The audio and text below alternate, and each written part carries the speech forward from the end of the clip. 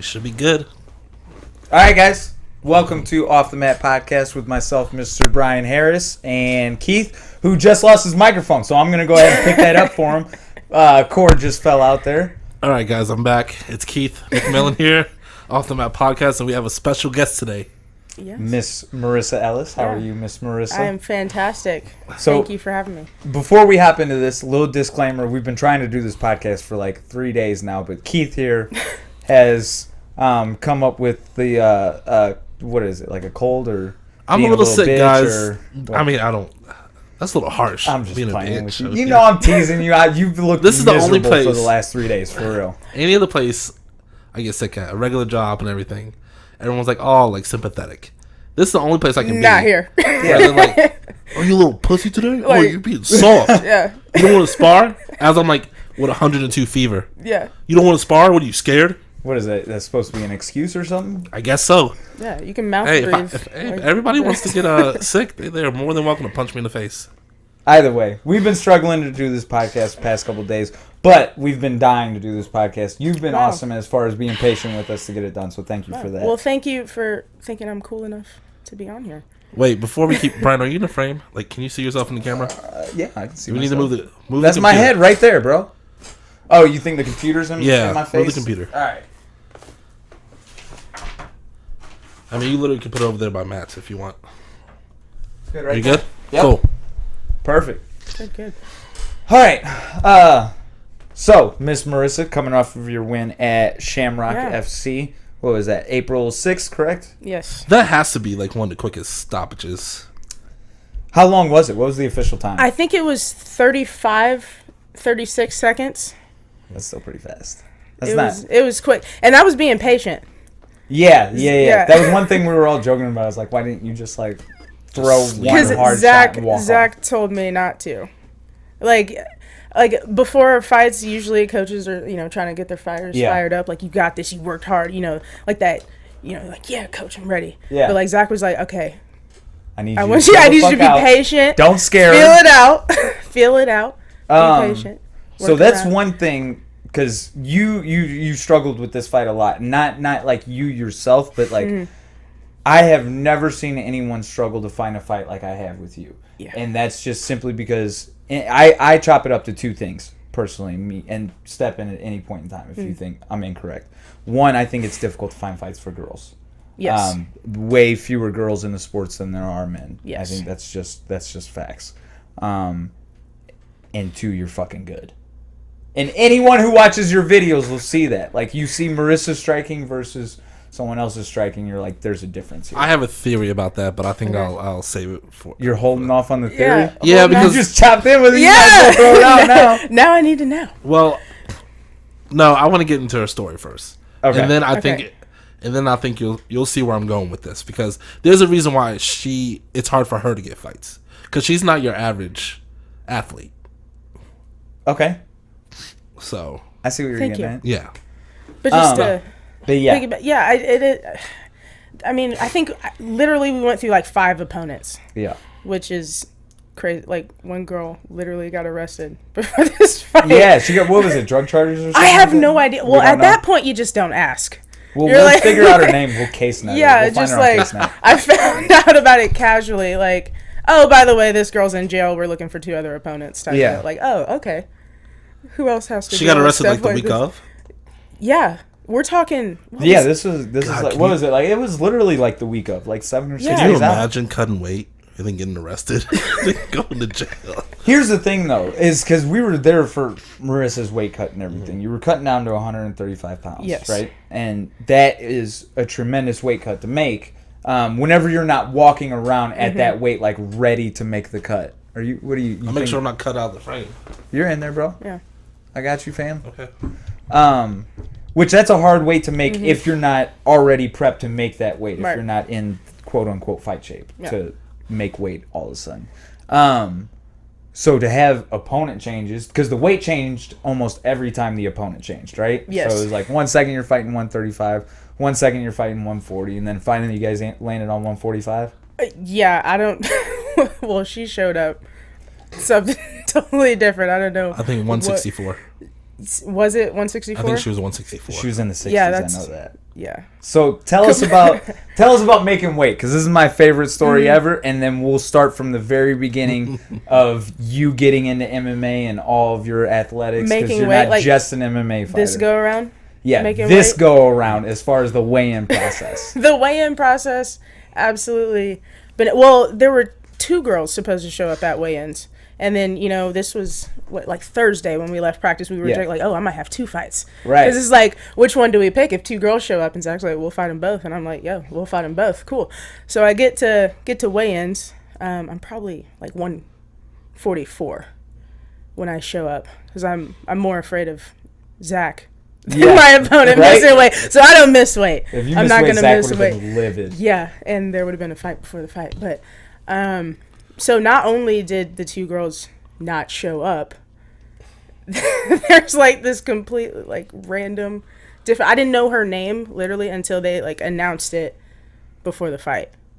So there's stations, like when you walk in, you have to like drop off ticket money. You have to, there's like a booth over here. You have to go get your fight pictures. You're posing for the intro video thing, and then I have to fill out paperwork because I have to get licensed, like federal license. And so I'm filling out paperwork, and they're like bouncing me around to these stations. And you also have to like check your weight before you do a live official weigh-in.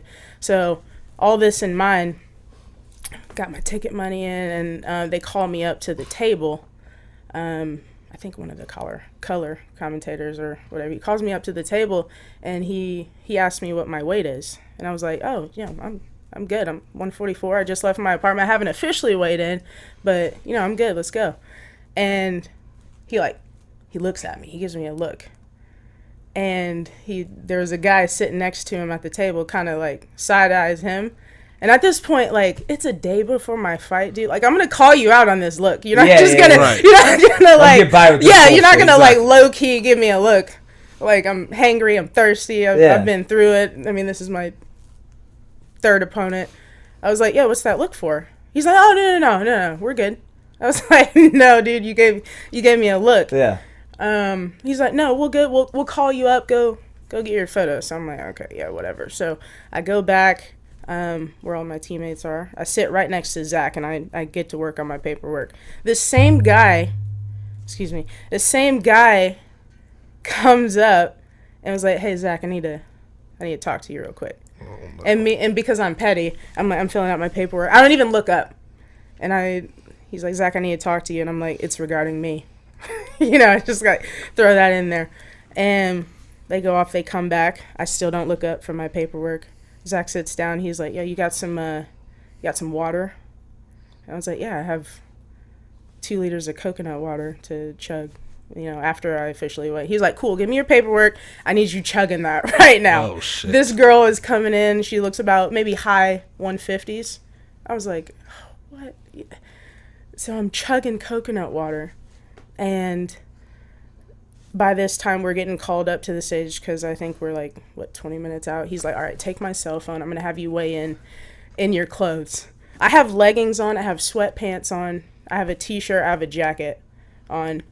And he's like, take my cell phone. I want you to have your cell phone. And when you get up there, grab everyone's cell phone. So we're talking Ty's smartphone, Jeremy's, Mike's, just like, and I have wallets in my pocket. Literally weighed yourself down. Yes. Right. Yes. Socks and shoes. Awesome. And I think, did I still weigh in at like 154 yeah, points? You weren't even the high. Still super barely low. Made it. She was like 164, you said? Yeah, 164. Absolutely bananas. Yeah, that's wild. I'm like, who has to go through this? Did you have any conversations with the girl, like, before, after, or anything? Because no, not at all. Do you know where they found her at?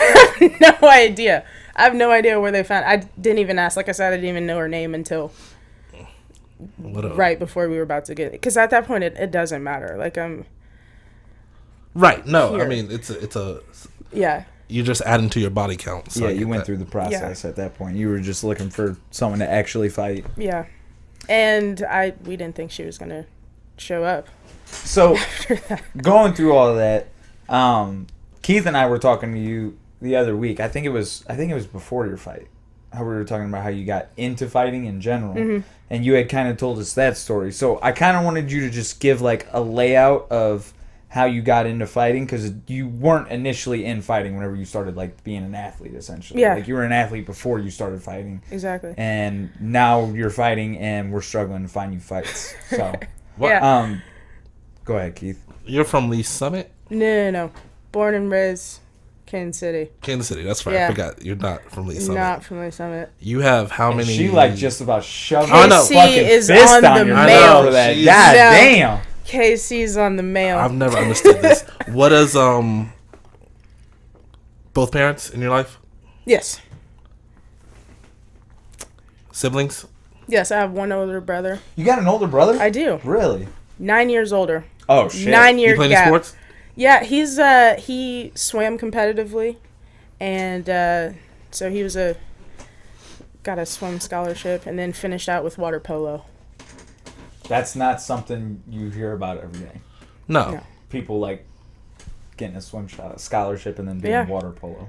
Yeah. Interesting. So when was your first dive into sports? Like, was it always basketball, or were you like, you play multiple sports? Yeah, I was always busy. I think first thing was gymnastics.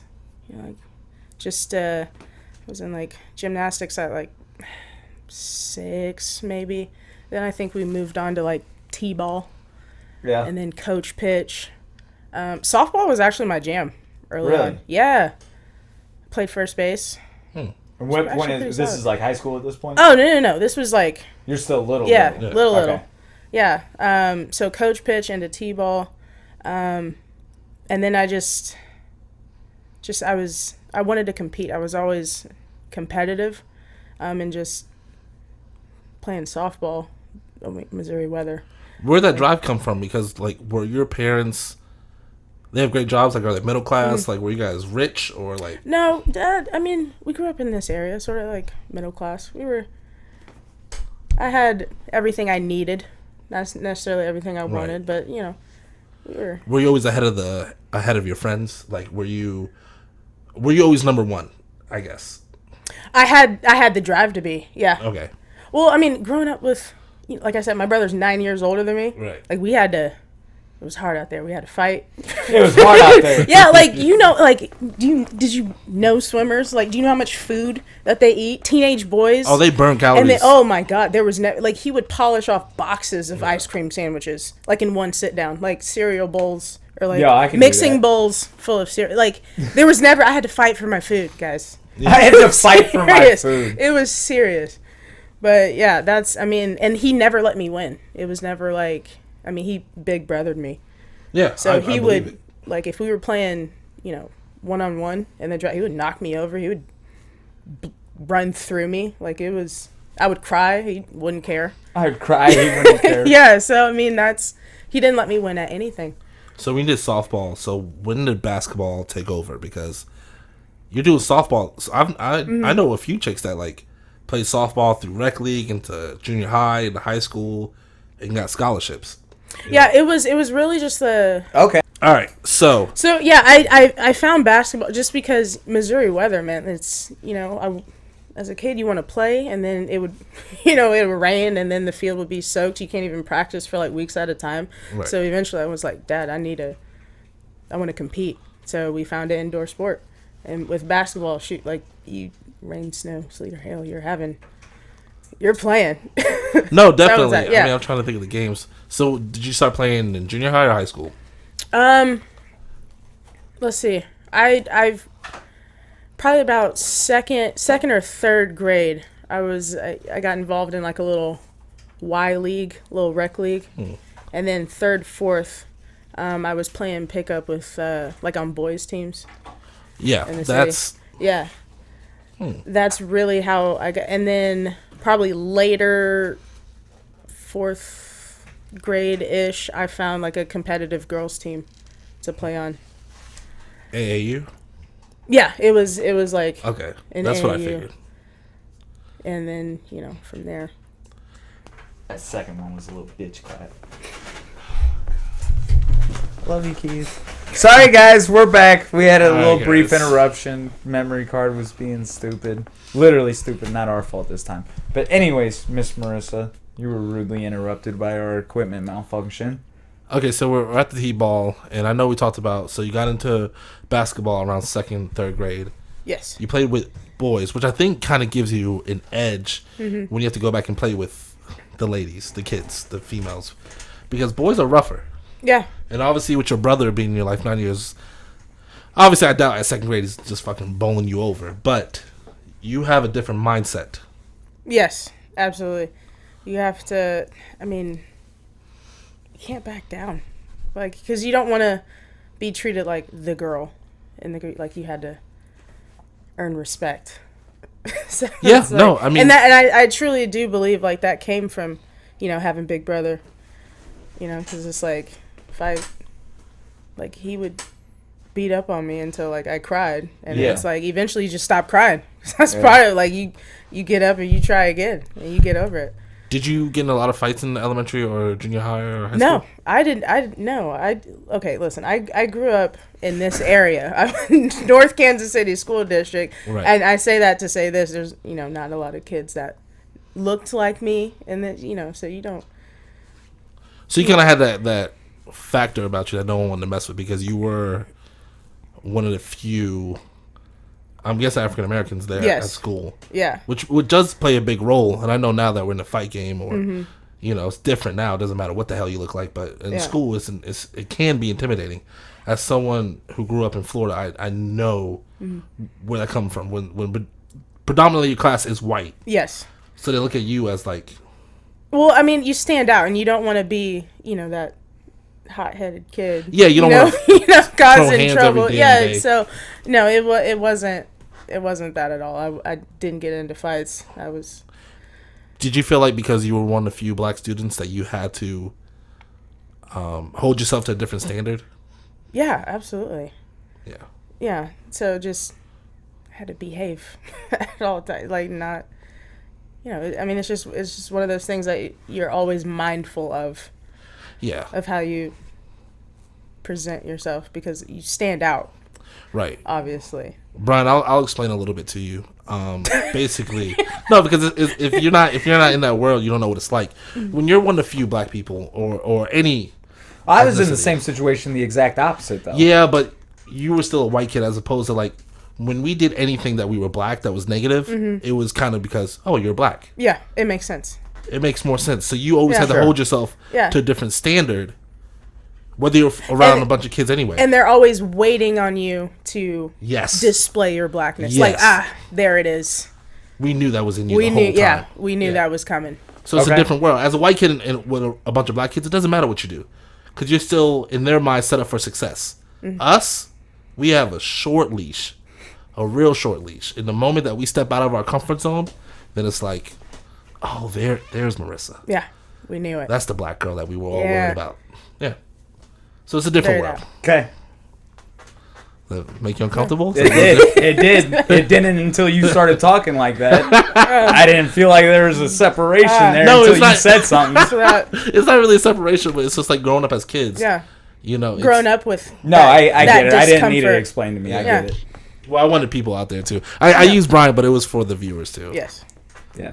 But yeah. So, okay. Anyways, growing up in the area. So what sports are you playing in high school now at this point?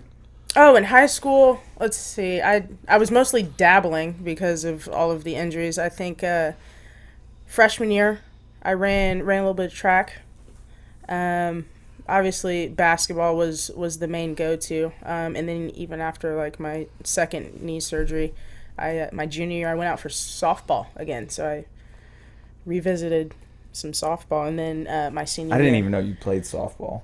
You talk about it like it was like just as relevant as basketball in your life. Oh, I mean, I actually loved softball as a kid, but it was just I wanted to compete, and rainouts were frequent. Frequent. And then it's like just being a little kid, like so excited to play. You got your little uniform, and then just being devastated. And like, Missouri, like fields would be flooded for weeks at a time. All you did like growing up as far as like athletic, like because whenever I think of like an average kid growing up, because you were just saying like how you kind of had to be in like a narrow line, right? Like you couldn't like get in trouble or do anything like that. So is that like, because everybody fucking gets in trouble. You know what I mean? Like, everybody gets in trouble growing up. It was just having that structure. Yeah. That was built in at an early... Because I see that in you now, like the structure piece of it. Oh, I have to have it. Yeah. Like, if I don't have a routine, I don't. Yeah, and exactly. I think that's the routine because, and, like, organization, too. And that was... Yeah, we're talking about, like, coach... Like, T-ball stage. Just, like, practice was these days. So you leave school, you do this, you eat, you... Like... And then, of course... So you've just like, developed this structure that you kind of implement in multiple areas of your life. Mm-hmm. And it's to the point where I like have to have it. Your parents military at all or anything? No. Wow. So yeah. But they've always pushed you, and obviously your brother, because they knew they had gifted kids. What do they do for a living? My dad actually made a career in juvenile justice. Okay. So he's there's a Missouri model that he actually put together, and he actually consults other, I want to say, like, detention centers around. Yeah. So he's a contract worker now. Right now his contract is in California, but he gets these assignments basically to implement this Missouri model, but it's by no means like a cookie cutter thing. It's he believes very much in the rehabilitation of kids. He doesn't believe treating, and you treat a kid, you can tell a kid that they're criminals, they're gonna act that way. But if you treat them with respect and believe that it's more of like a template than as far as a cookie cutter thing. Yeah, exactly. So it's like changing perspective and mindset. Okay. That's what he does. What does your brother do now? My brother, he's in customer service. Okay. Yeah. Okay. Just like leave it. It's not meaning. Okay, I was about to say you said that weird, so I was like, all right. Yeah. What about your mom? Mom, she was director of human resources at several. Okay. Yeah. Financial institutions. So yes, and they've always been supportive. Because I think what your father does, that's very important, because I knew as the kids and people I was surrounded by, we were always told we were bad and we weren't good kids. And after a while, you believe it. Yeah, you're just like, well, if this is what you think of me, this is how I'm gonna act. Yeah, that's all you expect from me, so I'm not gonna try anything different. So yeah, he's better than me at that. There's that, I guess. So when did the injury start? Because because it sounds like even though you had the structure, you're tearing your body apart. Oh, absolutely. You're. It sounds like with you there wasn't a lot of rest days. No. And you're always pushing your body to the max because you want to get to that next level, which pays off in a little bit when we get to it. But at this point, when's your first big injury? It all just everything fell apart in high school. Like my first big, I think. I had the first like really, really bad ankle sprain. Like I had never, believe it or not, all the 10+ years of basketball, like I've never sprained my ankle like that before. I was like, what is this? Like I thought I like broke my ankle. They're like, it's a sprain. And I'm like, no, normal people get sprains. This is not a sprain. This is crazy. But yeah, I had a very, very bad high ankle sprain. That was freshman year. And then sophomore year, ACL before high school season even started, and then did everything I was. No, I tore it, blew it out. Wow. And then did everything right. Took a whole year off. Second game of the season, my junior year, tore it again. Same one. Yeah, same one. So I was in the knee brace when it tore, and then like at that point you know. But earlier on, like in high school basketball season, you start out with tournaments and stuff. So we were doing, I played like 5-7 more games on it, knowing that it was torn. Yeah. Before it like really, really gave out. Ugh. Yeah, that was the Derrick Rose of high school sports. Exactly. So senior year, because the second one was my junior year. Senior year, I was just trying to get by, honestly. But it was just a whole lot of like nagging injuries. I think like the overcompensating. I had like IT band troubles, but like usually runners have IT band problems. But yeah, it was just a whole lot of nagging. That comes with a lot of knee injuries, so like IT band issues, doesn't it? Yeah, on the opposite leg. Oh, okay. Yeah. Oh, I guess that makes sense. Yeah, because you're Interesting. overcompensating. Yeah. 2 years of atrophy Right. on one leg, so this leg is, so just plagued with injuries. So you don't get a scholarship then? You went to college, and you walked on, I'm assuming? Oh, no. My scholarship was honored. I verbaled, after I came back from my first injury. Because I think junior year, now I forgot the whole process. In NCAA, you can verbally commit. Oh, so you were signed early? Yes. Oh, wow. So you were that great of a prospect to where they still took you, and then these injuries come, and no one... So, we did a lot of work, especially like my 8th grade season, like going into high school. We were going to, and like at this point, AAU, we weren't really doing so much AAU. Like the big thing became like showcase tournaments. Right. Because you're getting directly in front of the college coaches. Yeah. So instead of doing like you're playing the same teams over and over in like regionals and sectionals, like we've seen you. So we were going to like Chicago, Dallas, North Carolina, South Carolina, like Phoenix. Like we were going all over the country trying to get in front of these coaches. So I mean, I want to say that last summer going into my freshman year, like I probably slept in my own bed like a few weekends out of that summer. Like it was like hotel rooms, couches, floors. Like so needless to say, your parents supported everything about what you were doing. Yeah. I mean, my parents were if you say this is what you want to do, you have goals in this. Yeah, like, they're like, we're all in with you. Yeah, this is how it gets done. Yeah. And we're all in. And it's like, yeah. So yeah, body broke down after all that.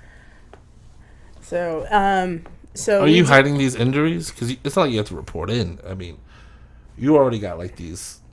Oh no, it was very, very, I mean, well known. Like the college coaches, like when they come to scout you, like they get to know you. Right. The K-State was on me. They were willing to honor my scholarship after my first knee surgery. Were you worried that they wouldn't? A lot of schools backed off. Yeah. I mean, they have to. They would, right? That's what I was thinking too. Even like, unfortunately, it's just ACL injuries in women's sports. They're just very common, highly common. Really? Yeah, women's soccer, women's basketball, all these sports, they're very common. Almost like it's like I was just part of the thing. Yeah. ACL. Like I want to say, of like the girls that I grew up with on our team, most of them have had like ACL or some sort of like knee injuries. Yeah. Now that you've said that actually, I do know a lot of females that have had knee injuries. I've never even thought of it until you just said that. Yeah, it's almost like a weird rite of passage thing. So it's like, oh, you blew out your ACL, even though it's like these back in the day, these were like career-ending injuries. But like in women's sports, it's like you blew out your ACL, and it's like most of the time it happens. Standard. Yeah, I mean that's standard issue. Yeah, and then usually they come in 2s and 3s in women's sport. Like that's. But you just roll with it. Right. So KU stuck with it though. K-State. They're like K-State. Yeah, K-State. They were willing to honor my scholarship. Come across the room whenever I say. Oh no, man. Hit me with the elbow. They were willing to honor the scholarship, and I went and tore it again. Ah, that hurts so bad. Yeah. So obviously, even. What's your dreams though at this point? Because are you like, I'm gonna go through college, hopefully play on a big stage, and then go to WNBA, or were you just like, I'm just happy to be here? I don't think the goal was ever WNBA, to be quite honest with you. I wanted to be like a high level collegiate athlete. Like that was goal. Have school paid for. Yeah. You know. So past school, what did you want to do then? Since you didn't see yourself playing basketball forever. Man, like trying to put myself back into that 16, 17-year-old brain. Yeah. It's impossible. Like, I have no idea. Like, life I want to be a cowboy. Yeah, life has, slaps you around. Like, since then, I can't remember what the goal may have been after that, but I know it wasn't necessarily WNBA goals. So this whole time, when you're this athlete getting hurt, getting hurt, high school's a very special time for to meet someone special. Did you meet anybody? Like, were you one of those basketball girls that like was dating one of the basketball guys, or like were you so focused on sports that you never Yeah, I was so focused. Like, a lot of people joke around like ball was life. Ball was absolutely right. Like, I wasn't going. Yeah, if you're going to all these different cities, hell yeah. So I mean, I wasn't going to the pool. I wasn't going to the movies. I wasn't, having sleepovers with the girls. I was in the gym, and that's what we were doing. Like, and I played in an organization where there's like different age groups. My main team was up a grade level. Oh, okay. And on that team, they would play up a grade level. Yeah. And so I'm competing, and sometimes like we go to tournaments. I'm playing on several teams in the same tournament. So, I mean, and then it's also, I had something to prove because I'm one of the youngest ones on the team. So it's, can't, almost like similar when I was playing with the boys. It's like you can't be the weakest link like that. So it was very serious. I didn't have a social life at that point. At no point. So your parents are still supportive? Because I mean, I remember when I sprained my knee. I sprained it, but I was gonna miss the whole football season. The reality of the situation was it's time for you to think about something else. Really? I was never that high a level of an athlete when it came to sports. Even at high school, I mean, my team, we lost every damn game. I don't know what victory tastes like in football. You know what I mean? You seen it on TV? I seen Remember the Titans. I get how they felt, but so, this time you're going through your injuries. Your parents or your brothers like, hey, maybe you might want to get into science. You might want to. No one's deterring you? No, that was never really the thought. It really wasn't. I mean, it was always, getting back. No, it was never. Your biggest worry was making sure that K-State held their agreement. Well, just that I got back to fitness and was just able to, because I had, like, I'm one of those people that, sometimes it's hard for me to live in the present. Like, I'm thinking so far ahead. Like, I had I was, I'm one of those girls that I just had my life planned out. Yeah. Like, I knew I was going to do this, and this. So I was fixated on that. So I was not like I said, just the mindset, like, these injuries are common in women's sport. Like, it just happens. You keep it moving. So it was never like, oh, maybe we should. It wasn't even a thought. No, it wasn't even a thought. And so, like I said, my parents are like, well, you're in it, so we're going to stand behind you. That type of thing. What was your first school you wanted to go to? Like, if you, healthy Marissa, gets to pick her school of choice, where's she going? Obviously, like, I wanted to go to UConn badly. I grew up wanting to go to, I mean. Play with Gino? Gosh, yeah. Yes, I wanted to go. I thought, man, I knew I was going to UConn all the way up through high school, and it's like, okay, probably. This probably isn't going to work out. But, yeah, UConn, I fell in love with the sport, like Diana Taurasi, Sue Bird, like when they were playing. Yeah. Just like legends in the sport. Yeah. No, so that would have been. I wanted to go to UConn badly. You would have been a part of the winning team if I had my years left. I mean, they're all winning teams, but you would have, Yeah. That would have been a special team to make. Did you get an offer from them or? Oh, no. Okay. I think because I got a lot of like recruiting letters. Actually, I was heavily recruited, even like growing up in this area. Big 12 was the jam before they restructured, and I got a lot of Big 10. Really? Yeah, like my very first sort of like recruiting letter was Minnesota. Wow. University of Minnesota Golden Gophers. Jesus. Yeah. And I'm like, where did you even find me? When did you even see me play? I'm an SEC guy, but I get how big in Yeah. collegiate basketball, how big the Big Ten is. Yeah. You know. Big 12. Oh, man. It was, I remember I got a letter from Texas, and, like, I almost fell out. Because it's Texas. Yeah. Like, it was a letter, like, giant envelope. It was shiny. And I, like, this is a recruiting letter. It's not like it's an offer. It's like, hey, we saw you play. You're a prospect. You couldn't tell me anything at that point. You're like, I'm going to Texas. Going to Texas, Mom. Peace. Were you, so on your high school teams and the AAU teams, were you always a standout, or were there, like you, because it's like, this is such a, I'm reaching here, but it's like, you know, LeBron always played with other athletes that were at his level. Yeah. You know, growing up, he played, through high school, he played against Melo and all those. Yeah. Was that, like, how your high school teams were? Club ball. AAU? Club ball, yeah. Like I said, like I was playing with boys. Right. So that's a whole nother level. And then, you know, once I finally got into, I found my girls' female organization, I'm playing up a grade. Right. So we were always pushing it. And it's like that goal to be better, to compete at the highest level possible. Yeah, it was always there. So, in high school, you know, some girls are there for, you know, just participation necessarily. And then, you know, I'm there with my goals. Trying to get it. Yeah. Interesting. So, at what point did you start getting into MMA and fighting? Wait, we have to get to K-State first. Yeah. Oh, leaving. We have to. That's right. We have. I'm sorry. I'm all tangled up in cords, so. I'm sorry. So, you go through high school. Yeah.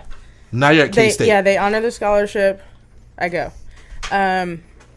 It was, man, that whole situation. I did not, let me just start by, first off, I did not adapt as well to the college life as I thought. Because, you know, I had this planned out. Like, I knew I was going to kick on the scene and just be it. You know what I mean? And then, of course, like, when schools are recruiting you, they're telling you all this stuff because, you know, they want you to go to their school. Right. They're recruiting. Yeah, of course. I did not adapt well. And it wasn't like, it's not that I was homesick. It just, the schedule, I don't know. I just did not acclimate for the life of me. I do not know why. Now, when you say that, are you talking about, because this is a different regiment? Especially, I've only heard, so obviously I don't know. But I know for football players, we had a few football players go D1. And that regiment of, like, what they feed you, the hours you're training, I mean, it's insane. So they did that to you. Yeah. It's all of that. Like, I mean, you're basically told when to eat, when to sleep, when to study, what to say, when somebody asks you. Like, it's very structured. And I just did not have the energy to, like, I'm like, how do you guys do this every day? And then there were girls on the team that, you know, they were still having social lives, and I'm like, we're going through the same thing. How do you, like, how are you making friends? And like, but I just did not adapt well, and I had like these high expectations of myself, and mind you, coming off of injury, like, we're semi-fresh off of some injuries, and when I tell you, like, the mind doesn't heal as fast as the body does. You know, I'm used to being able to do these things. Like, I'm trying to show you guys, like, why you brought me here, and like, my body just was not there yet. I tried that, just for reference, I tried that my senior year for football because I was stubborn. So they told me I have this level 2 sprain, MCL. And they're like, basically by the time I was fully healed, it was like the end of the season. So I was like, I think like 2 or 3 weeks before the season ended, I take my brace off. I'm back out there practicing. I'm not the fastest, but I'm not the slowest. Yeah. And I can still run straight, like, but I can't pivot. Yeah, I can't cut anymore. Yeah. And I play defense. And that's it with you with need the that run. lateral You gotta pivot, bro. Yeah. You I gotta need be that able to lateral cut. movement. So I'm literally like okay until if you juke me, I can't hang with you. Yeah. I'm limping now. But my mind was like, dude, like, we got this. We can do everything else. Yeah. But my knee was like, this is a reality check, homeboy. Like, hey, Friday Night Lights. Yeah. With Booby. That was it right there. Want to win, put Booby in, I'm telling you. Broke my that's heart. the word. Because, I mean, we're still little teeny boppers at this age. Like, I'm not, like, I should be able to be as explosive, as dynamic as I'm used to being. Like, so it was like that type of mental gap where you're like, Yeah. I can envision like, it and I see it and I've done it before. I can felt do it. yeah. I'm just not doing it. But it's not happening. Right. And that's very frustrating feeling. It's so frustrating. And like, I am my own like harshest critic. Right. So I'm harder on myself. And like those college coaches, you're coming in as a freshman, like your teammate, everybody's hard on you. Like, that's the time where you, like, need to be your biggest fan because, I mean, you got, like, but I was hard on me. Everybody else was hard on me. And I just, like, when you're constantly, like... getting pounded. Yeah. And, like, it was harder and harder to, like, pick myself up. How long did you last? Did you... I was there because, you know, we had to be there for the first summer session. So, like, you graduate high school in May, June. You're there. Summer classes, strength and conditioning, you're in it. And then I got through, so the summer session and like the first academic semester. But I think like by the time I was like 19, I had no intention of ever playing basketball ever again. I want to say, like, looking back on it, like I knew I was burnt out, probably in high school. You know, but like I said, the mind games of the injuries, because injuries, they do a number on you. Like, they do something nasty to you mentally. You didn't have those? I mean, there's always like that what if game. Sure. Like if I would have, you know, I don't know. What if you would have won the lottery? Yeah, you know, I mean, there's always that what if stuff, but yeah, like, what if I didn't have the injuries? What if I went to a different school? This, that, the other. I mean, being burnt out is a real thing, and having K-State honor your scholarship is cool. I didn't want to have regrets. Yeah. I know in my heart, like, I didn't want to have regrets. Because, like, it's like I know I'm burnt out, but, like, they were going to honor my scholarship, and I don't go. Yeah. You know, looking back, it's like... Were you like burnt out on the sport or just like mentally drained in general from just like the time and work you had put in? You had injuries. To be honest, probably both. Just a combination of the two. Yeah. And then, you know, also the frustrating thing is like, you know, I dedicated all my time, all this energy, all this effort to this sport, and it's like, it's just, you almost felt betrayed, like it's taken from me. You know, I know that's not like a logical place to be, but like, it's like, I've given everything, and I can't perform. Now you can't do anything about it. Yeah. No. And now it's not up to me. So that was, I honestly did not leave K-State like in a good place. I was in a very dark place. Because like I said, ball was life. Like, it was like you're living in this little bubble. Like, this is the goal. And like you said, you neglected your social life and all sorts of things. And I want to say, like, my club coach, I believe, like, he sat us down as, like, what, 3rd, 4th graders? And he said, my goal is to get you guys scholarships. We did. What's crazy is we all went out and did the whole team got scholarships? Whole team got athletic scholarships. God damn. Give that guy a raise. One went on an athletic scholarship, but still had the option. Yeah. And we all went Division I. Yeah, give that guy a raise. Yeah. For sure. See, I think... But with that, it's like basketball is no longer fun. But grade. Do you think he was coming from a place... Like, now looking back and having the outside perspective, do you think... I think just hearing it, it sounds like the scholarship goal was more for your academics. Yeah. Because it sounds like he just wanted to get you free college. Because it sounded like... Because, I mean, he could have been like, hey, you guys need to make it to the WNBA. Right. But at no point, if he doesn't say that, it sounds like, I want you guys to have the best possibilities in life possible. Yeah, it's like a little bit of, like, for women's sports, period. Like, the college game was almost for a lot of us, like, the pinnacle. Yeah. Because, like, guys, you know how much respect the WNBA sure. gets. No. Yep. Like, come on. Like, I'd... like, so, collegiate sports, because, I mean, when you're performing at that level, I mean, you're talking about student sections, like, arenas. Like, they don't necessarily have that. Yeah. The WNBA. So, that was the pinnacle. Right. And then, you know, we always knew it was, like, a means to an end, but collegiate basketball was the goal. So we pushed towards that. And then, yes, academics to be well prepared after that. But so you're at K-State. You go through your first academic semester. And then you leave? You transfer or?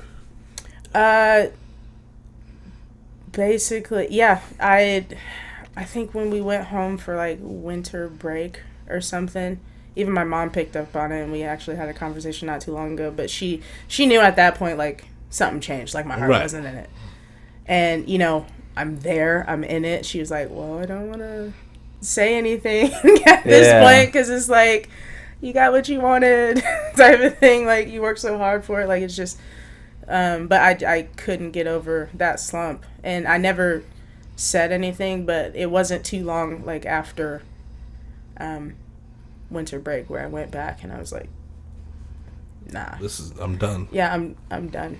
That's a weird feeling. That's a really weird feeling to know that you're finished with something after you put so much time into it. Yes. Yeah. So you didn't tell your parents whenever you put the kibosh on it? Yeah, it was kind of like, this is happening. Tell you what's going on there. My computer wants to. Yeah. It's yeah. I mean, there's some other stuff there that I'm, like, not gonna get to. Like I said, I was not in a good place. Sure. So emotionally, I was shot. Just yeah. So it was for my mental health. I was done. I couldn't. Yeah. Yeah. Yeah. I was when I tell you guys, like, I was waking up every day just, like, dreading my day. Like, you know, like, when the alarm goes off and you're like, yeah, you know, and then because it was just, like, so much a part of my life, like, I didn't think, like, you never think, like, yo, I don't have to do this. Like I said, you're, like, in this little world. That's been your only option for, like, what, 10 plus years, and, like, something like that? It's so a part of, like, your identity. It's like Marissa, the basketball player. Right. Even still, I haven't played basketball in, like, right. like, almost longer than I've been. I've never seen you play basketball, but we know that you do. Yeah, and then it's like, yeah, that's still very much part of my identity. Yeah. Like, here we are talking about it now. Sure. So you went through depression. Yes, I was like 2 semesters of school. I was on. I'll just get into it. I was on antidepressants. I was on, like, sleeping because I lost, like, a lot of weight. I think I was. Oh shoot! I was around, like, 145 then. But that was, like, skinny for me. We'll edit that out so Zach doesn't hear. Exactly. Don't worry. He can never know. But yeah, that was low for me. Yeah. Did you feel useless? Like, were you, like, because once you lose that identity, you know, I talked to Brian before about, you know, my depression, like, how I could sleep for hours and everything, and I just didn't want to wake up anymore. Yeah. You know, I didn't go the whole pill route. You know, salute to everyone that does go that route and survives, because that's a dark hole in your mind. Yeah. When you feel like you don't have a purpose no more in this world, it is very, very hard. Yeah. To do anything. Yeah. So. Yeah, and here and as, like, collegiate sports, especially at the D1 level, that's a hard job if you love it. Yeah. It'll test you if you love it, and my heart was not in it, and I was having a hard go of it. So, yeah, I wasn't. Yeah, like I said, I did not adapt well. And then, you know, they're kind of just like, here's some medication, get through it. Yeah, they just toss it at you. Yeah, like, hey. It's like, we've invested in you. Like, go talk to this sports psychologist, whatever. Go talk to somebody. Here's some pills. I was like, yeah. But I had to stop taking whatever, because it, like, made my hand shake. So it can't be. Well, it's poison for your body, anyway, yeah. in my opinion. So, I mean, that was the situation. And then, you know, my little bubble burst, really. So I had like an identity crisis because I'm like, what do I do? Yeah, now what? What? So what did you do after that? So you quit basketball? Yeah. So where do you go from there? Because like what you're saying, like I would imagine that's how I would imagine it being. Like, what the fuck do I do now? Yeah, it was. Yeah. So I came back home, just to basically work on just de-stress. Yeah. Really. I gotta. What's your brother doing to you at this time? Because my brother's 9 years older than me. Like he's gone. Yeah. He's gone. Yeah, but I mean, yeah. Like, you guys, I would imagine, are close though, keeping contact. Not really necessarily. Like after my nephew, we got closer, but you know. So who's your outlet? 9 years. That's really nobody. Okay. Yeah, and it's like when you're there, it's like, do you talk to? Because like my old teammate, my girls, they're in the situation too. They're all off Iowa State, Florida, SLU. Like they're dealing. It's like, you know, you got your own stuff to deal with. So it's like I really didn't have anyone to lean on, and it's like, what, you're gonna cry? Go cry to mommy and daddy. Yeah. You're having a hard time. Yep. So it's like, no, and then it's like, do you cry to your teammates? It's like, well, they're in it too. They're doing just fine. Yeah. So it's like, it was like, what's wrong with, like, why can't I get it going? So it was really bottling. So, but you said you transferred to Mizzou. Okay, yeah. So after ball, I came back, went to Maple, got my associates. Right. Because it's like, look, you don't have everything figured out. My parents were like, you're going to go to school. Like, you're going to do something. You're not just going to, like, sit around and be sad. Right. So, went to Maple. And then after I got my associates, I told myself I wanted, like, that college experience. Yeah. So I told myself I needed to go to Mizzou. Are things changing for you now at this point? Like, you're feeling better, or you still kind of just feel like there's, like, around that whole situation, no purpose as far as, like, basketball not being there anymore? Man, I still do. There's like, when I bring it up, there's still obviously there's regret there. There's like that I didn't reach my full potential. Mm-hmm. But that's you being harsh on yourself, because always. Right. Because full potential for you, I mean, you got to that place. Yeah. You know, in college, arguably is bigger than the WNBA. Yeah. But I mean, it's one of the biggest stages you can play on for any, male, female, and now you're at this point to where you're back at Maple. You're just kind of going through college. You're going through school. Yeah. But because I talked to Brian before, and I know I keep bringing this up, but it's like I still will have nightmares about, like, my high school football career. Oh, wow. I still to this day will, like, have a dream where either I missed the game bus or my knee never got better, which it really didn't get better. Wow. I still, like, have that because I wanted to finish out my high school career. And it's not like I was this high level athlete. I still regret to this day not playing. But, like, when that's the goal for so long, like, that's all you knew. That's like what you're, like, it, like I said, it's still part of my identity. I had coach that didn't even coach me directly, but, like, was just a part of, the women's basketball scene. After I left, called me, like, how'd you get my number? One, and was like, I'm gonna be honest with you, this is the biggest waste of talent I've ever seen. I'm like, mind you, I'm in the place I'm in. Right. I'm like, I do not need to hear this from you right now. Like, who are you? But yeah, there's a lot of, so when I look back on it, there's shame, there's regret. I mean, there's a lot of demons that, like, I know I made the right choice, but it's like, it's still there. It's still harsh, even though it's been that long. Yeah. Do you think, so you go to Mizzou, at no point when you get to Mizzou are you're not like, no, I'm not you're not gonna walk on? No, I'm not gonna walk on.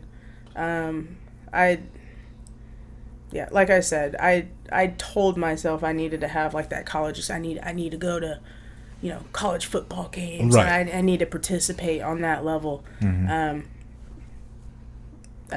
So that's why I finished out at Mizzou. But I had no intention of So is that what you did? Picked up the social life and got the whole college experience? Not really. No, I didn't. I was so over it, man. I was going to say, I remember when you were going to Mizzou. Yeah. I didn't follow through with that. I was like, by the time I got there, I was like, yo, can we just get this over with? Like, can we wrap this shit up? I'm trying to go back to Kansas City. Exactly. I was like, man, because you go to that big school, that you see on TV in the sport realm, and you're like, oh, this place is awesome. And then like you get there, and you're like, yo, where's the rest of this? Right. like that's it. They're like, oh, what you guys showed me on TV, that's all there is. Yeah. Okay, gotcha. Oh, okay. So I'm like, here I am in the middle of, honestly, like hindsight. I'm like, I could have gone to UMKC. Shoot, at least I would have had KC behind me. Shoot. Sure. But yeah, at that point, I was like, and then I'm like, do I want to finish school? Because I'm like, what do I want to do? I've changed majors so many times. Like when I was fresh out of high school, eyes bright. Like I was, my major was like microbiology. Cool. All right, we back. You're a biology major. Yes, biology major. Why biology? Yeah, because honestly, I love science. Do you? Yeah, absolutely. Science was my jam. Okay. Yeah, I thought honestly, fresh out of high school, I thought I was gonna like save the world, just be like growing. Okay, so you wanted to ball the fuck out and then cure cancer. Yeah, gotcha. Like what changed my life? I saw like, ears being grown on the back of mice, and I was like, oh, I want to do that. Yeah, that's a real thing. And like skin grafts and like petri dishes, like saving burn victims. I was like, this is what I'm gonna do. Okay. This is what I'm gonna do. Now imagine trying to like do that being a Division I athlete, especially in a sport like basketball. You're trying traveling. to be a Division I athlete and go to school for anything, I would imagine would be difficult. So I think that's why majority of D1 athletes go with like art as their major or something like that. You know what I mean? It's not nearly as intense as like biology or something like that. Yeah, microbiology. And then I was like, okay, no way I can do this with all the travel. So I was like, regular biology. Yeah. That's it. And then by that time, I think I like moved on to kinesiology, and then don't know what that is. Yeah. Great. And then I left K-State, and then it was really, everything was just crazy. Like I didn't have motivation to like even go to school, but my parents were like, look, you don't have a plan, you're gonna go to school until you figure it out. So when you went to Maple Woods, were you like, look at you guys, you low lifes?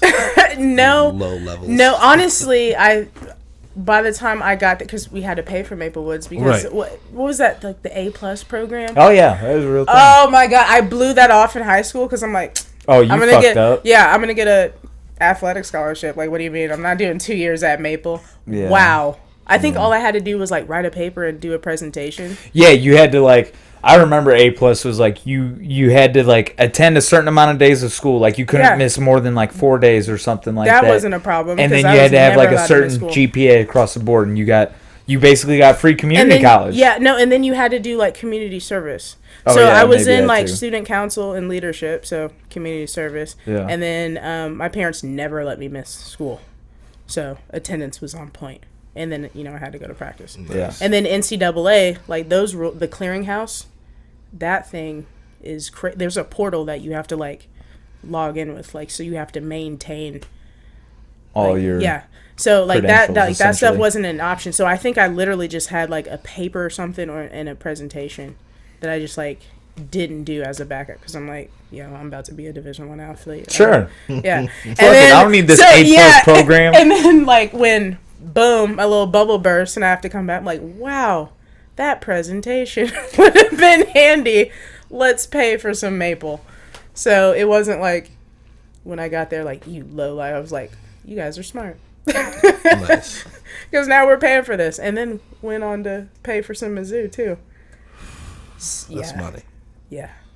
Mizzou's not cheap. So thanks, Mom and Dad. Now Brian can ask a question.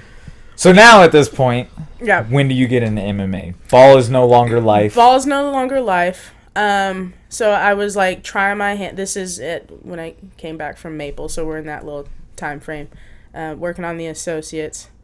How old are you? 19. Okay. Probably not hit 20 yet. 19-ish. So we're going to Maple, and it's like I'm gonna try my hand at being a regular student because I haven't had that opportunity. And then that was cool for like a month. And I was like, what do you guys do with all this free time? Drugs. No stress. Yeah, and like I was hearing, people, you always hear like your classmates, dropping out or getting kicked out or being on academic probation. I'm like, how? Yeah. You have all this free time. What are you doing? Like just not showing up, basically. Essentially, yeah. Yeah. Fuck yeah. So like college is not hard. Viewers out there, just show up. That's the message for the day. Go ahead and leave a comment below. Let us know what you think of that, guys. Yeah. Go ahead and continue. Literally, just show up, and it's fine. So, being there regularly, I got bored. Obviously, I'm like, I need something to do. I need some structure. And then, so what was big at the time? It was like CrossFit. That was blowing up. That's when I was like, maybe. So your mind immediately went to athletics as far as filling up your spare time. Yeah. Okay. Like, what am I gonna We're talking about blowing out a knee. Sweaters. Yeah. Like I don't, cause like what else? I wasn't honing any other skills. Sure. So it's like athletics was the go-to. So CrossFit was an option. Yeah, CrossFit was big at the time. It was blowing up. I was watching CrossFit games, and then February. So yeah, that would have lined right after like winter break. February, Ronda Rousey's face is everywhere. She's about to make her UFC debut, and I'm like, what? I didn't know anything about this. I didn't have. You ever watched fighting before? No, I had no combat. Like I knew, like I've heard of the UFC at this point. Never watched an event before. Sure.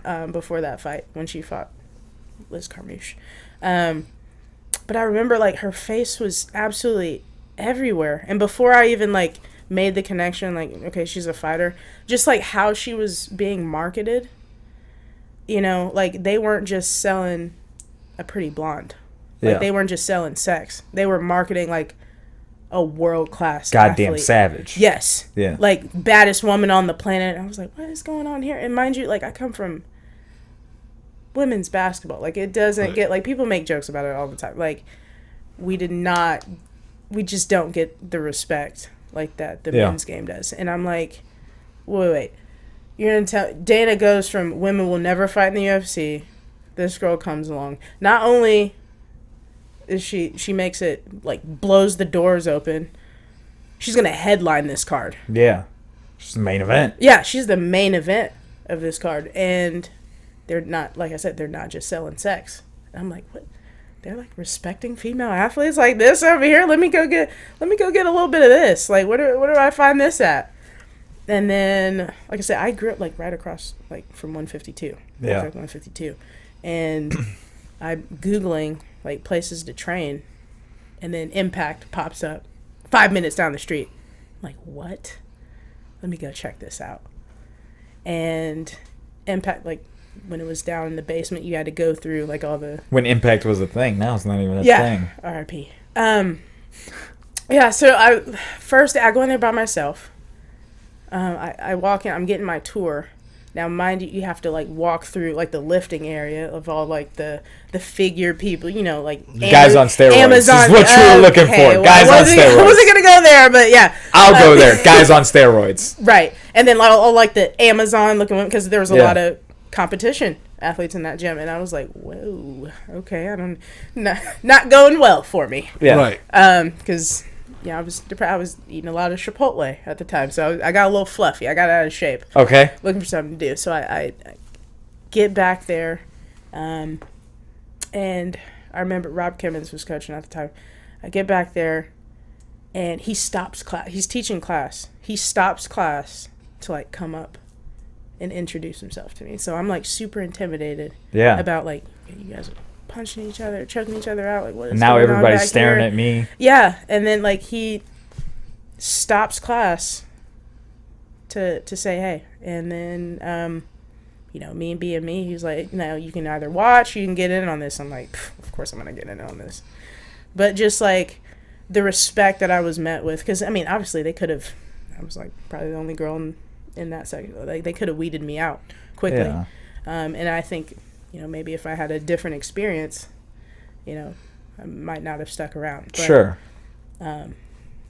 I was met with nothing but positivity, so I fell in love with it quickly.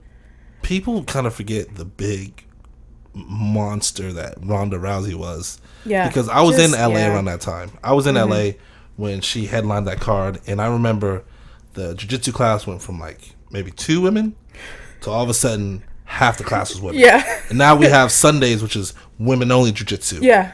Like she made sure like people were coming out, women were coming out. Yeah. And being like, I can do this too. I can be her. Yeah. So it's fascinating to hear the different stories of like what can lead you to a sport. But Ronda Rousey, for a lot of people, a lot of women have the same story. Yeah. That I saw her and I wanted to do it. Yeah. Yeah. I didn't know it was a thing. Not just for fighting though, too. I think it applies for a lot of sports. I think she gave a lot of people confidence, but yeah, absolutely. For sure. For fighting, for sure. I mean, obviously for you. Because, that wasn't even an opportunity. That was a bit, women were fighting. But it wasn't an idea for you, and it didn't seem realistic. No, it didn't even cross my mind. Sure. I was completely, God, I don't know what I would be doing. Had probably some CrossFit. God, let's thank God you're not doing that. Yeah, it's for the best. So anyone that does CrossFit, please come to MMA. Yeah, CrossFit. You're more than welcome to get out of that lifestyle. Yeah, you have a choice. I know there's guys out there that can do fucking 20 more burpees than me, can do those pull-ups, but come see me. Yeah. Come see me. Oh, boy. So Rob was super welcoming. Mm-hmm. You happened to your first class. How's it go? I mean, I think was it a striking class or jiu-jitsu class? It was MMA. I think it was like they weren't in gis. It was like I think we were on the mat. Okay. Definitely. They didn't choke me out my first day, but everyone was super nice, so I came back, and then I kept coming back, and then I was doing 2-a-days because I was going to Maple, so I was just training all day. It's like, oh, you got kickboxing? Let me get a little bit of that too. Yeah. And it was like, oh, I guess I need to go buy a gi. So I was just in it. Right. And what do your parents think at this time? In. Well, they're happy that I'm doing something. Yeah. They're like, okay, she's doing something she likes. She's occupied. She's happier. She's busy. Now there's some hesitation at this point that they're not going to address at this point. Because when I dive, I commit. I dove in. Like I said, I was training 2-3 times a day. All this stuff. Like, I'm buying gear. Yeah. Gis, like, that stuff's not cheap. As of right now, they're not paying any mind to any of it. Yeah, so it's like, okay, she's doing something productive. When did the pill stop? Oh, no, like I said, my hands were shaking. I had to. But that was still in college, though. Yeah. Okay, cool. Keep going. Sorry. Yeah, so I sort of, and then, like, I had to talk to. Yeah. It was. I was curious. Sorry, my therapy experience was bullshit, and then we're just gonna leave it at that. Right. So I stopped. Cool. So you're buying gear, you're doing all this stuff, and now, because I wasn't around for Rob. Yeah. I mean, when I first tried out for classes, it was at Impact, and I remember going down the little octagon, but I think I showed up, and then I was like, yeah, I'm not going back for a while. Oh, not because of Rob or anything, just because I was just fat and so out of shape, and you're like, fuck it. Yeah, it was too intense for me. I was like, I'm gonna die. Mm-hmm. But then I came back when they moved upstairs, and Zach was there. So when did that transition happen?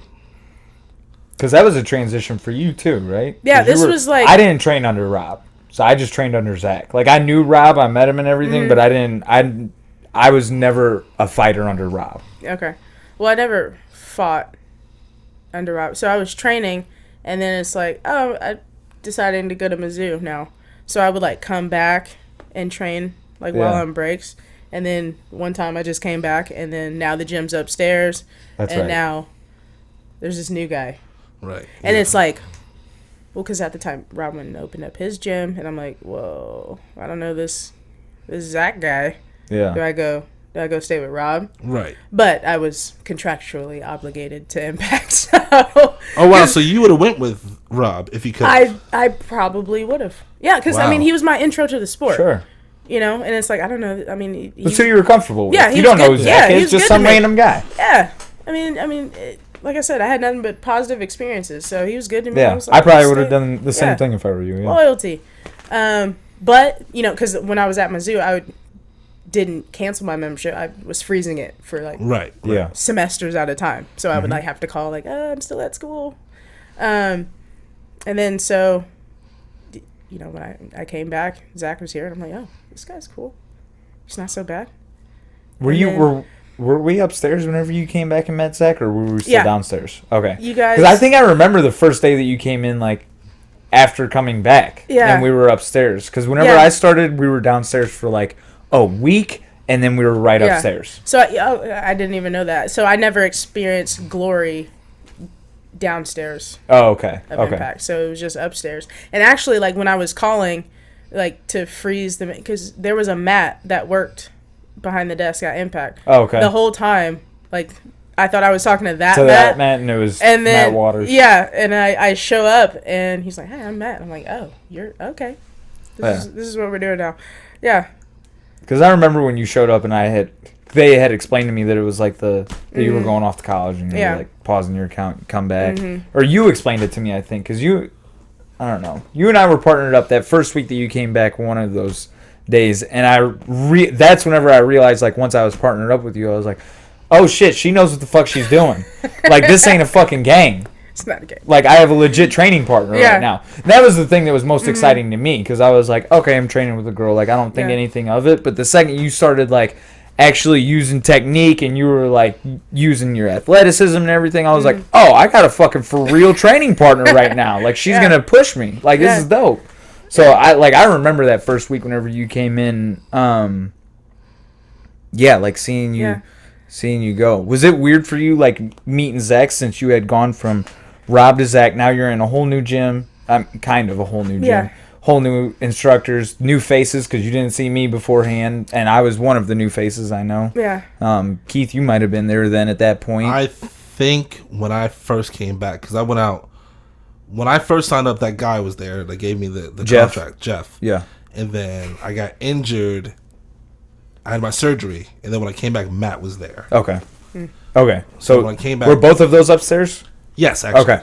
Okay. yeah, and both of them, like, came back to jiu-jitsu, and I was like, And you never met Jeff. So, yeah, Yeah. Keith would have been a fresh face for you, too. so I was a fresh face, and I think one of the first few times we sparred, I did, because I love MMA. Yeah. I think she whooped the shit out of me, but she was like supportive too, because I had no cardio, no gas tank, and it might have been like the second or third round. I mean, and when I say she was putting it on me, I mean she was putting it on me. Yeah. And No. I remember, I think like 2 minutes in, I wanted to quit. I You were, re- like, supportive. Yeah. Yeah. I remember the first time sparring Marissa too, and I had a very similar experience because I went in with the mindset of like, okay, I'm about to spar a girl, and no disrespect No, I whatsoever, got you. but I'm sitting here thinking she doesn't have experience, you know, she's female, so I can't be going hard in the paint like I'm sparring with Phil. And then you started sparring with me, and I'm like, fucking defend yourself, you're getting beat up. And then I had to like spar as if I was like sparring anybody else in the gym, No. you know, and that was the first experience for me where I'm sparring a female, where I went into the mindset of, okay, I need to tone it down for her, and then you were like, nah, motherfucker, I need you to pick it right back up. Yeah. I think That's where you left off at. to Yeah. go back to the theory, I think that's why a lot of women can't hang with her right now, especially on the amateur level. I think if you went professional, obviously you're not at that point yet, but you know, you'd have your issues there. But right now on amateur level, some of the females, like the potential competition that you have, and I'm sure Zach right now is shaking his head like, shut the hell up. The competition that you have, these are normal women. These aren't D1 athletes. And D1 athletes are a different breed in any sport. From swimming. Yeah. Once you're a D1 athlete, there's a different mindset. There's Yeah. a different, from wrestlers and everything. So Yeah. when you go in to compete, like the girl you fought, Yeah. she's just kind of like, she probably thought she was going to go in there, you guys were going to hug each other for a while, and Yeah. kind of slap hands. And but you're going in a mindset like, I need to finish. I wonder how much blood I can get out of her head. Right. No, just to piggyback off of that. Yeah, it is a different mindset because we're telling ourselves like we owe it to ourselves to like if we're gonna do this. I mean, we expect to be able to do this at the highest level. Yeah, like that's the mindset that we grow up with. Right. So I mean, it's already like a different switch, and then obviously it did help to have an athletic background. So, like I said, when I do something and my name is attached to it, I commit. So I mean that's where that mindset comes from. So you get your first fight, and your parents are like, "What the hell are you doing?" Yeah, didn't tell them about my first fight. Yeah. Good move. Good move. Yeah. So, okay, backtrack a little bit. Okay. So, I pick up the sport. They see that I'm, diving in head first. They don't say anything at the first. Interest is picking up and they notice. Yeah. So, we had the conversation. My dad's concerned is that, you just got out of a sport that demanded all of your time, all of your energy, all of that. Like, you had nothing left over. You gave everything. And then you're just, going into this. All of your free time is going to this new sport. I'm like, damn, I'm fine. And it's like, I get where he's coming from now. So he's concerned. He's like, wait. And then just the nature of the sport. Okay. It's dangerous. Yeah. You know what I mean? So he's concerned, the about physical you aspect. And about yes, the and part, yeah. my men, because is this obviously it was a coping thing. I'm distracting myself. You just got out of a very trying time. Yeah. It's like being in a long relationship and then you just jump into another one and it's serious. So yeah, there were hesitations there, and I was like, don't worry, I'm just getting some exercise. Yeah. Yeah. In the back of your mind, we're like, I'm going to fuck a bitch up one day. We should have known better, because I've always been super competitive. Like, if I commit, 6 days a week, and I was doing 2 days down there. If I commit that much time to ping pong. I think if anybody is committing that much time to anything, I'm going to want to compete. Yeah. I want to see how I stack up. That's always been in me. So I don't think it was a surprise, but they were like, of all this is what you landed on. Yeah. This is so every mother's dream. Yeah, exactly. Yeah. Exactly. And my dad's like, because I'm daddy's little girl. Okay. So he's like, this is what you landed on, really. So yeah, I have my first fight. I take that on short notice, and I don't tell my parents. Mind you, I'm living with them at the time. So it's just like Saturday night or Friday night, you're like sickly skinny, and they're like, "You okay?" You're like, well, no. Well, because remember, I had my first fight at 45. Okay. So I really didn't have to cut weight. I'm training, I'm slimming down. They're like, oh, and I'm focusing on my diet. Right. You know what I mean? So I didn't want to, because I'd never cut weight before. I didn't want to have a weight cut. So I think I didn't even have to sauna to make 145 at the time. Nice. I think I jumped some rope in a hoodie and I got there. So it was chill. So the signs weren't there leading up to it. And then I swear my fight was on a Friday, I think. Saturday we had it was my uncle's retirement party. The night after. And I went. They still... What is that? The fuck? I don't know. All right. Sorry about that, guys. Small interruption. Box started making noise for some reason. Ooh. It's all fixed. Anyways, Marissa, so you didn't cut weight like you normally would. Mm-hmm. First fight, parents don't know what's going on. Yeah. So that was my very first mixed martial arts fight, or intro to combat sports, is against Aquila. I'm not even going to attempt the last name. I'm going to mess it up. Didn't we call her Aquila in the B? Yeah. Because her last name was all fucked up. Yeah. The longest last name. But I'll respect. Yeah, so that was a fight. Folks weren't kicking down the door to fight Aquila, first of all. Where's she? She was like, she was a hardcore grappler, wasn't she? Yeah, she was. She was a blue belt at the time. I think was like, I heard she was like 49-0, and like wow, organized jiu-jitsu tournaments, and then even had like some kickboxing experience, like tournament kickboxing experience, and then here I am, like, oh, I've been training for a little bit. Did you win? Good. No.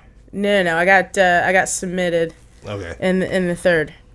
But that was a crazy experience. The first time kicking and being kicked without a shin guard.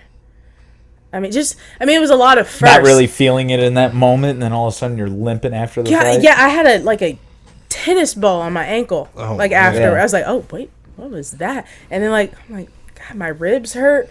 And it was like all these things that just like lingered after the fact that I didn't feel until the adrenaline. Like I think my thumb was busted, and I ripped my shoulder out in that fight that I didn't realize until much, much later. That's one thing I always realize is like after a fight, the next day I wake up and I'm like, oh my fucking God. It's like what did I get into a fight or something? Yeah, it's like a fight hangover. It's the worst. It's so bad. Yeah. So bad. And then I typically get sick after because of the weight cut and so it's just a whole I call it the fight hangover. But yeah, I went to a family thing with I had to like cake on makeup. I had my hair, I had like a swoop, so I had like bangs at the time. I had bruising on my forehead and like right on the bridge of my nose, like where my hair hung. I was able to cover up, and we took it like a family photo, because we don't take a lot of family photos, so that right. It's actually framed in my parents' house. And I was like, well, if you look closely, you can see the red underneath my bangs, the hair. Just a fun fact. Yeah. So how long till your parents found out? Oh gosh, well, because it was on the internet, and then friends of the family, they were like, oh, Marissa held her own. Like I lost that fight, but they were like, oh, she held her own, and they're like, what are you talking about? So they knew about the fight. They seen the fight. Yeah, awkward. So they saw the fight before you even told them about it. Yes. Oh fuck. Yeah. That's not good. No, not great at all. How'd that conversation go? Well, I could tell that they felt some type of way about it, but they sort of like, well, we're glad you're not hurt. We're like too hurt. Yeah. Right. We laugh because we know that we hurt all the time. We needed surgery after that one. But yeah, it was. I mean, obviously they were disappointed, and we had a whole family meeting. There was a family meeting. There was a whole family meeting. Okay, talk about this family. Like meeting they called it, please. Brother was called in. Where does he live? And I'm like, what? He lives like out in Olathe now, but like he works on the Kansas side. Okay. So I'm like, why is he here? So wait, whole family's here for like a intervention almost, but for MMA. Yeah. Okay. An MMA intervention. Okay, so tell me about that. It was. That's crazy. It was a lot of. What I appreciate most, first of all, they never gave me like you're living in my house. Like an ultimatum. Yeah. Yeah. I was very, because I was ready. They just wanted to express their concerns. Yeah, I was ready to react if we got to that point. Because, I'm hot-headed. I would have, fine. And I would have done something stupid. Yeah. But they never gave me that. Okay. It was mostly concerned about, my well-being. Just, because, like I said, I dove into this, and it's like, all of a sudden you're competing. I thought it was just exercise. And it's like, come on, did you really think it was just exercise? Right. And it was like, just, like, you took that fight on short notice. You didn't know anything about your opponent, and they were baffled by like just how much time we didn't have to prepare for the opponent, like how little we knew about the opponent. So they had a bad taste in their mouth from the first fight. Yeah. Okay. They were like, this can't, because in basketball, organized sport, like you watch hours of film. Yeah. That like you break it down, and that like you're used to coming from that sort of structure and research, and it's like having no combat sport experience. Obviously we train for everything here, and it's like you can't convince them like, oh, my coach, he has right. I mean, yeah, he has all this experience, like trust him, and they're like, no, we don't know him. Like we're not trusting, but yeah, so it was very much an intervention. You probably felt like you were being attacked. Obviously, if you were ready to fire back if they gave you an ultimatum. Yeah. But it was basically like, look, all love. just tell us Yeah. before you do something like this. And I was like, okay, I'll let you guys know. So there's like an understanding. Yes. Okay. There's an understanding. So it's not that much of an intervention. It was just more so of like, we need to all be on the same page with this. Yeah. And we need to make sure that you know at least how we feel about it. Yeah, there was some fight. You know, like they never gave me the ultimatum, and because we could have always played I'm an adult. Yeah, I can do what I want. Get the fuck out of here. Exactly. Yeah. Exactly. Like I can make my own choice. Like I said, I'm glad I didn't get to that point. I didn't make a stupid decision because I would have out of pride. But they didn't put me in that situation, so I'm grateful for that. They're not thrilled about it, but do they go to your fights? Were they here this past? No, my parent, they don't have the stomach for it. I don't think I will either. When I get my daughters in yeah MMA, I don't think I'll have the stomach for it unless I'm coaching. But even that's gonna be super hard. That's how it was. Like, I couldn't even tell my mom that I was fighting. She's out of state, but it was always like a thing. Like, I had to call her the day after and be like, hey, just so you know, I had a fight last night. Couldn't tell you about it. Dad, though, he's at every show. Dad's there. Yeah. He's trying to see it. Well, fuck him up, Brian. It's a different. It's a different thing. Like it's a double standard. Like if my brother were the fighter. You think it would have been different for him? At least your parents' reaction. Yeah. Yeah. For sure. As far as I don't know. Just because I know my brother, like he's not the type, but it makes more sense me being the fighter. But I do believe there is a double standard. Of course, there's a double standard there. Sure. I still don't think mom would have the stomach for it, even if it were my brother. Yeah. What's the big goal for you? Is it to get to that hopefully professional level? Yes, I want to reach the pinnacle of the sport. Cool. Just because, I mean, it's very real. It's very possible. No, definitely. I mean, you're literally. And like, I'm in the right place to do it. Right. Oh yeah, yeah. You're definitely that. Glory MMA breeds, Yeah. high level athletes. I'm in the right place to do it. Now, if I didn't have like the resources, like it blows me because I stumbled into the sport, and like. I mean, just the culture of our gym, it's very unique. Like, I could have had a completely different experience and, we could have been gone a long time ago. But just, like, how lucky was I to stumble into this team that we have and the resource, like, the talent, the knowledge that we have. Yeah. And it's, like, it. I think that mixed with you being as coachable as you are and being, like, that lifelong athlete, I think that's kind of molded you to be this person that's like perfectly coachable. And I think that shows in like your performance too, because like whenever I never saw your first fight or anything like that, but I've seen your other fights. I've seen you spar. I've sparred with you. I've trained with you, and you're fucking sensational. Yeah. Especially for like the women too, because like the women, like I said, women's MMA isn't nearly as popular as men's MMA, so there's not as many people in the sport. So I think that's like a huge thing. Whenever I think of you, I always think of like, fuck, I wish we could just get her a fight at the drop of the hat. Yeah. Because you're always ready to fight. You're always talking about fighting. It's just so hard to find you a fight, and it's unreal. It's like people accept these fights, and then 2 days later they're like, not into it anymore. Yeah. Not for me.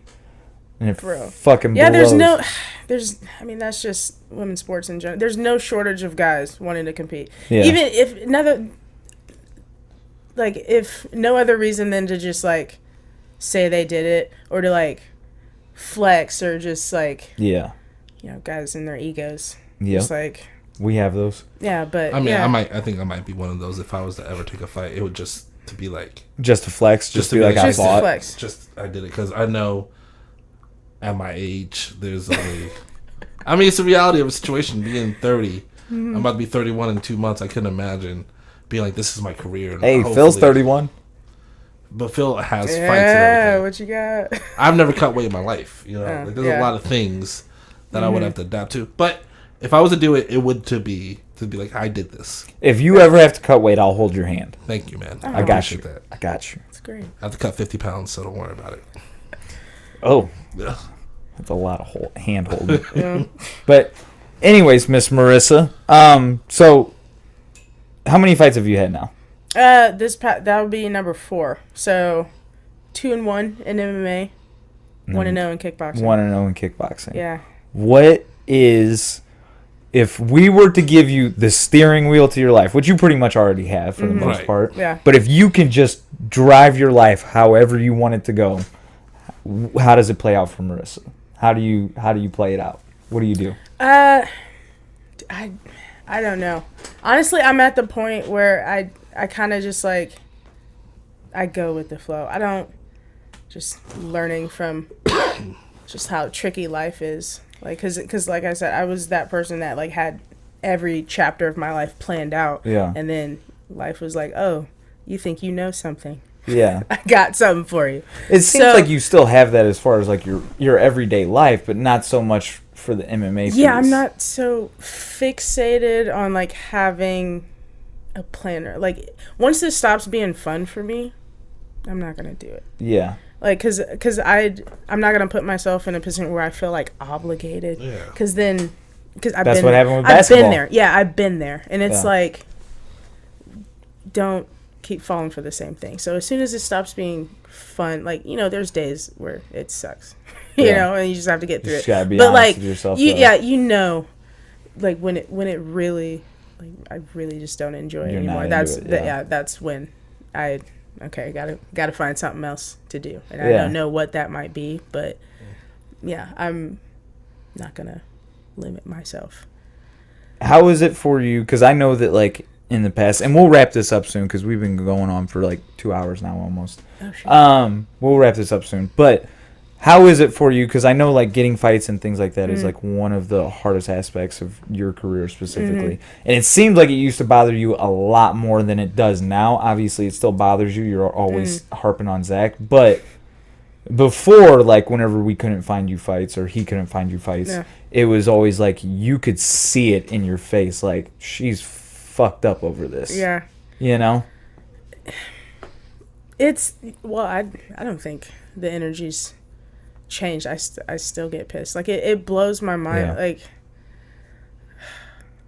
Like it upsets me now because there's like girls in the sport who like they're not about it. Like they, you know, you see them like they have a fight and then they like They go out there, flail their arms around a little bit. Like they have a fight and then they like call themselves fighters. You know what I mean? Yeah. Now I don't want to seem like I'm I don't want to put like that negative energy out there, but I'll do it. Hold on. No, because we do the same shit in the comedy business where people do an open mic, which an open mic is basically just the amateur level of doing your material, and then their Facebook and everything changes to comedian Keith McMillan, you know? Yep. So fighters do the same shit where they have one fight and all of a sudden they're this fucking high level athlete. It's like, no. Yeah. You had one fight.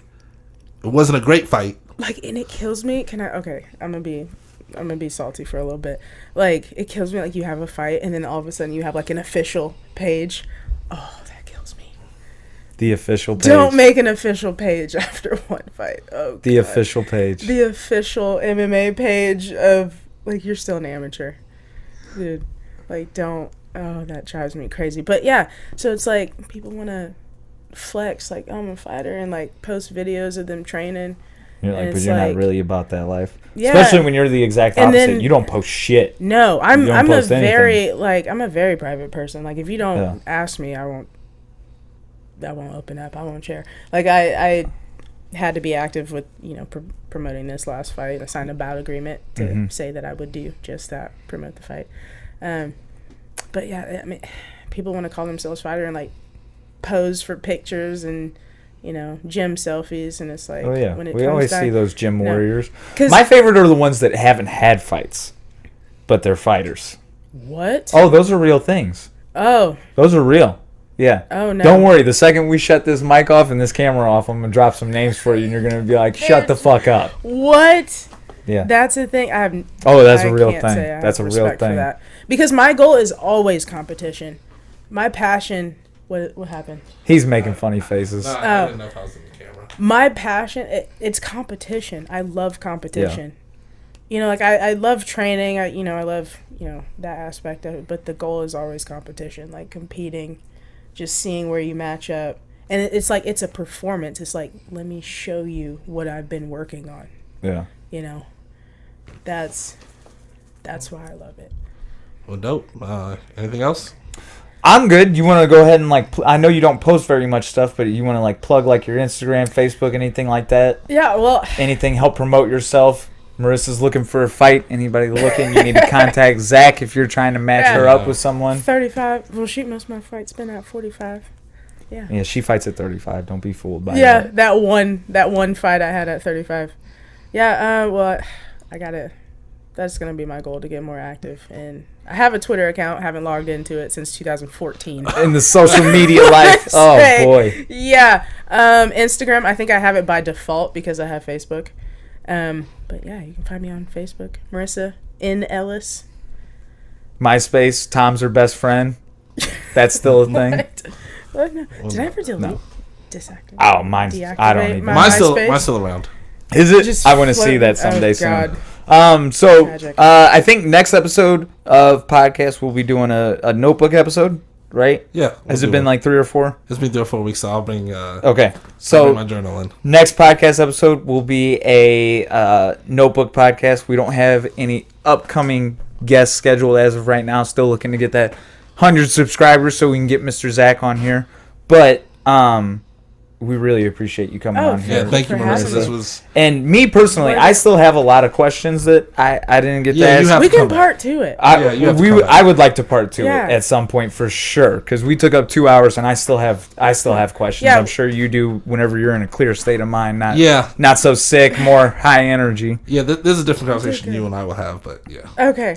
I'm excited. So I'll be coming back from Hawaii sometime next week, and then you and I can do a notebook podcast, and we'll look at doing a part 2 with Marissa sometime in the near future. All right. Awesome. Thank you. Cool. Anything you want to say to the people before we leave? Not at this moment. No. All right. Got nothing for the people. Sorry, people. We're out, guys. Thank you, Off people. the Mat Podcast. Love, peace, chicken grease. All right, bye. Bye.